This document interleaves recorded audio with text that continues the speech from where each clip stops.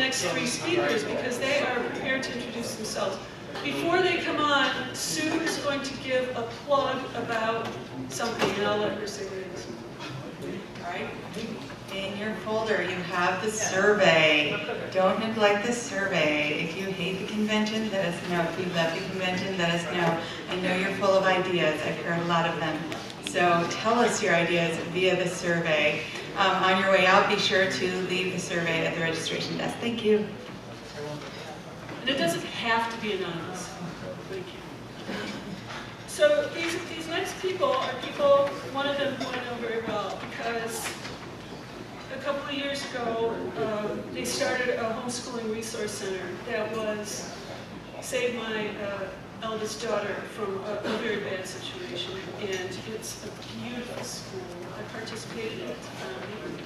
And when I thought of what kind of speakers to have at a Libertarian convention, one of the foremost things in my mind was people who can talk about homeschooling, because homeschooling is the absolute most important form of freedom, because it's freedom for our children from an incredibly authoritarian and oppressive educational system. So they're going to introduce themselves. And I don't know which one's going to start. Kerry, all right? Thanks, Chris. Good afternoon, everyone. It's so great to be with you today. We have a wonderful panel planned for you. Start talking about homeschooling, alternatives to school, self-directed education. There's something for everyone here. So I just want to start by introducing our panel and telling you a little bit about how the next 30, 45 minutes will go. My name is Kerry McDonald. I'm a homeschooling mom of 4 children who've never been to school in Cambridge, Mass. Their ages are 3, 6, 8, and 10. I have a bachelor's degree in economics from Bowdoin and a graduate degree in education policy from Harvard, which is when I first became interested in alternatives to school. I'm a contributing writer for the Foundation for Economic Education, FEE, as well as Intellectual Takeout, yes, and Education Next. My writing has appeared in Forbes, NPR, and some other news outlets. So it's great to be with you today. We're going to start off, though, with Cevin Colin, who will be our first speaker, talking more broadly about compulsory schooling. Cevin is a filmmaker and an academic. He has graduate degrees from Harvard in education and in English. And some of you may know his film, The War on Kids. It was the first theatrically released film on education.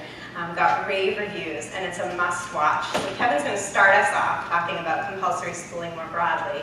Then I'll talk specifically about homeschooling and self-directed education. And then we'll finish off with Ben Draper, who runs the Maycomer Center for Self-Directed Learning in Framingham. And Ben is a 1997 graduate of the Sudbury Valley School. I'm sure some of you know in Framingham, a democratic school that's really focused on self-directed education. Then went to college, and after college became an artist. Many of his paintings appeared in the Contemporary Art Wing of the Museum of Fine Arts. See what unschoolers can do. And then he started the Maycomer Center in 2012. So we'll speak for about 30 minutes, and then we'll open it up to what will hopefully be a nice lively conversation with all of you. So we'll turn it to Kevin.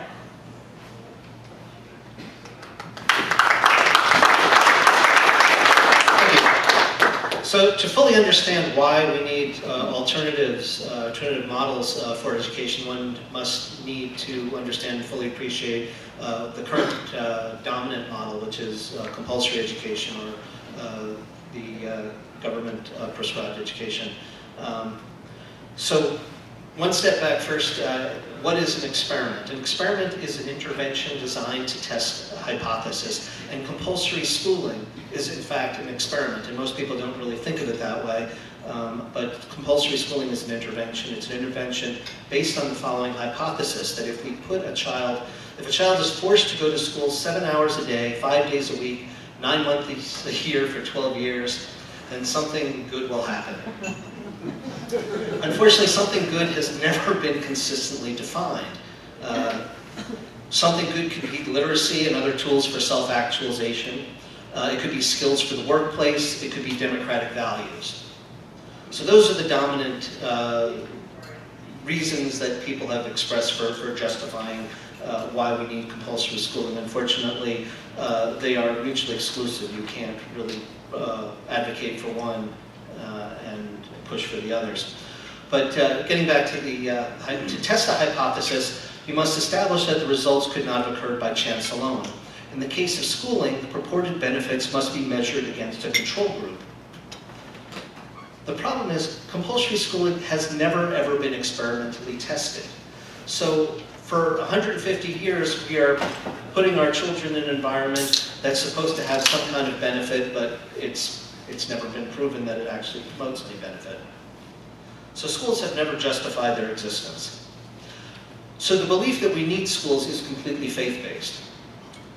Plenty of scientific studies do exist within the confines of schools, but they're only internally valid. So there is a host of literature where studies are done, but they aren't done they're done within the population of students who are already in school.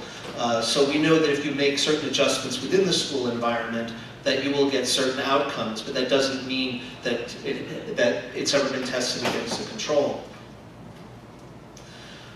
But one concession can be made: just because something is not proven doesn't mean it isn't true. So just because schools aren't tested, compulsory schooling, could still potentially have some benefit. But let's look at the different components. So literacy. Now we know that prior to the implementation of compulsory schooling in 1852, the literacy rate in Massachusetts was 98%. In 2003, the Department of Education study revealed that only 13% of American adults were deemed proficient in literacy skills, where proficiency is defined as skills necessary to perform more complex and challenging literary activities. For math, the numbers are fairly similar.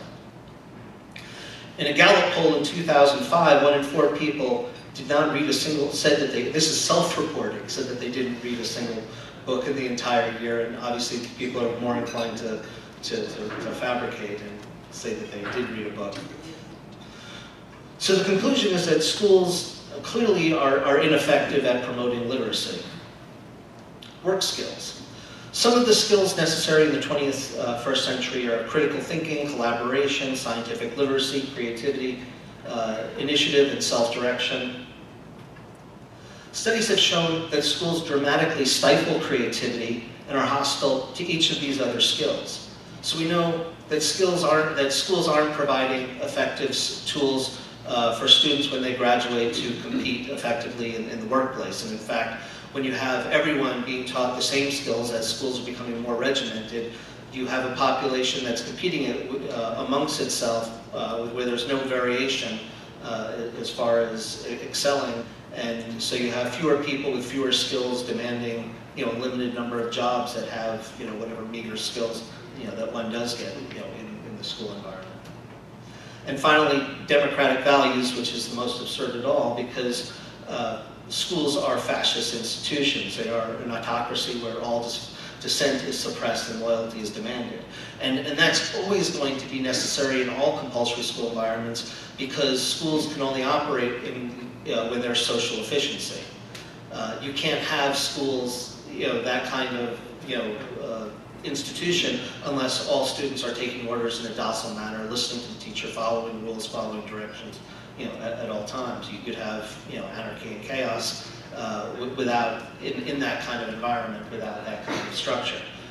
So there's no way that students are coming away with any, firsthand experience of democratic values.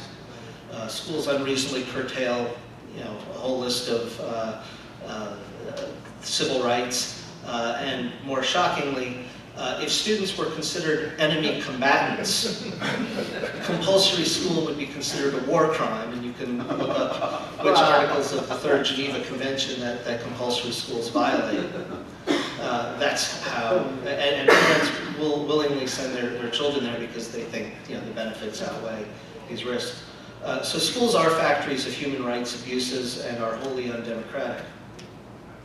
Of course, you always get people to say, well, I went to school and I'm okay. And the problem is that's anecdotal evidence. There's cognitive bias taking place, and happiness can come from limited options.